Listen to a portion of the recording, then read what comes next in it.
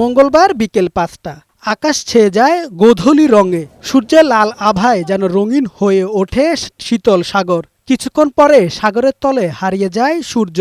বিদায় নেয় ২০২৪ সাল। ইংরেজি নববর্ষ ২০২৪ সালকে বিদায় ও নতুন বছরকে বরণ করতে সন্ধ্যার পর থেকে সৈকতের লাবণী, সুগন্ধা, কলাতলী ও সিগাল পয়েন্টে সমাগম ঘটে নানা বয়সী লাখো পর্যটকের। এ সময় আনন্দ উল্লাস আর নাচ গান করে সময় কাটান তারা। আসছিলাম এই নতুন বছরটাই এনজয় করতে আসছিলাম। হ্যাপি নিউ ইয়ার সবাইকে, নতুন বছরে অনেক অনেক শুভেচ্ছা। আমরা চাই এই আগামী বছরগুলো অনেক সবার জন্য সুখ সমৃদ্ধি বয়ে আনুক। ঘড়ির কাঁটা ১২টা বাজতেই আতশবাজির আলোয় ছেয়ে যায় সৈকতের আকাশ, উড়ানো হয় রঙিন ফানুস। এ সময় আতশবাজি আর ফানুসের আলোয় রঙিন আগামীর স্বপ্ন বুনতে থাকেন সাগর পাড়ের মানুষরা।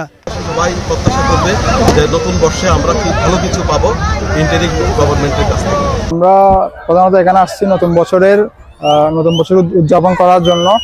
কামাল উদ্দিন, বৈশাখী সংবাদ।